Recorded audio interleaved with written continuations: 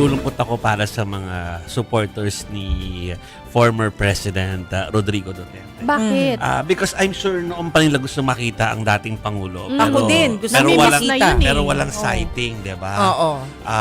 So, parang inaasahan nga na at least katulad ng huling kita sa kanya, which is yung umattend sa via videocam doon sa Zoom, parang unang bugso ng proceedings sa Medahig. Ngayon, pinayagan na siya na hindi pumunta. Na So, hindi hindi pa rin pumunta. makikita.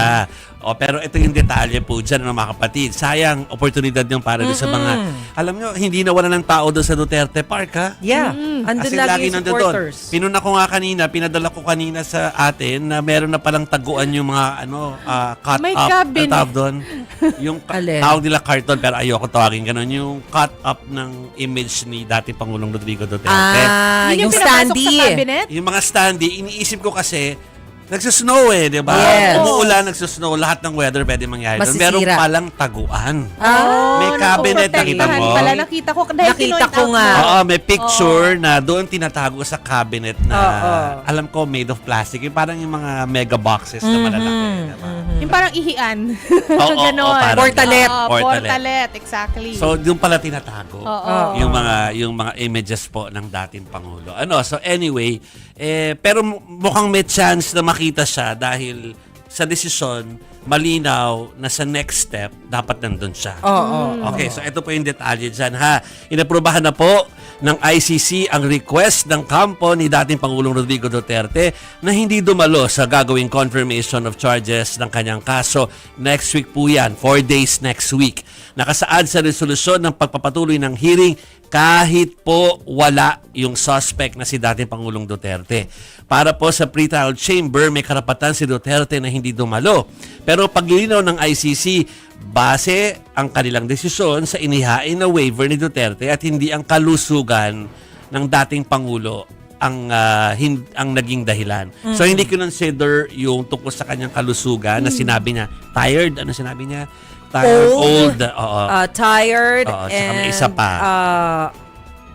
what's the term? Basta frail. Frail. Basta hindi po yun ang naging basihan ng desisyon. Ang basihan ay yung nakasaad na proseso na may karapatan na humiling ng pag-waive ng appearance sa pre-trial ang sino mang suspect. So, yun ang naging basis. Not because sinabi niyang frail siya. So, importante ngayon, kumbaga yung abogado. Yes. Dadalo yun.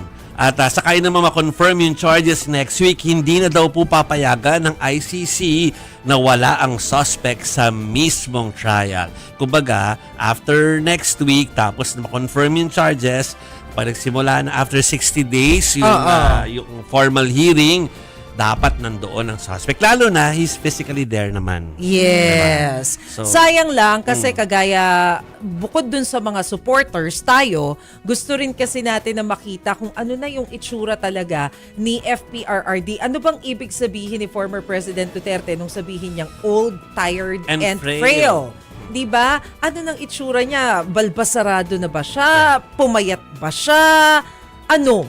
Yun eh. Kaya one of the reasons kung bakit gusto ko rin sana na makita siya dito sa confirmation of charges. But then again, yun yung decision ng yun ang ICC. desisyon, so we'll have to wait 60 days after next week para po doon sa talagang actual na pagtalakay doon sa kaso. Pero ako, sad ako talaga sincerely para doon sa mga supporters because I saw them camping out di ba? Longing. Yung di ba alam mo yung kumakanta sila para marinig daw doon sa loob? Ay, talaga? Which we don't even know kung naririnig. Kung talagang naririnig. Baka naman. Baka sakali Depende lang kung nasaan sila. kasi Yung kung saan kami nasa harapan dati, hindi natin alam, baka nandun pa sa Dulo pa sa pala. dulo pa. Oo. Baka hindi ko lang kung naririnig talaga. Tapos ayaw pa niya nun lumabas, di ba, para mag-exercise. Yung Yes, mga panahong oo. yun, initially, I don't know Baka ngayon. naman nabago na ngayon. Oo. Correct. Ang hirap naman, nakakulong ka lang, no? Hindi ka Oo. lumalabas. Basta ang alam ko kasi nung Pangulo pa si PRRD, ayaw niya talaga ng malamig. Lagi niya sinasabi yun. Yes. So yun lang talaga yung iniiwasan niya. I don't know if that's one of the reasons kung bakit ayaw niyang lumabas sa kulungan. Medyo malamig pa ngayon doon. Oo, kasi Medyo ayaw niya malamig. talaga. Yeah. I remember, merong isang bansa na talagang tinanggihan niyang puntahan na nandun yung ibang mga heads of state because of the weather. Ayaw niya kasi ng Talaga, malamig. ganun pala. Oh. Fortunately, nung time na yon hindi rin natuloy yung event. So, hindi buti rin na lang. na-absent. Kasi kung hindi rin talaga siya pupunta kasi maginaw. Oo. Bakit may Oo. proper clothing naman para sa ganun? Hindi siya fan. Hindi sa fan ng malamig. Tayo lang ang mahilig sa snow. Oo. So, yun nga po.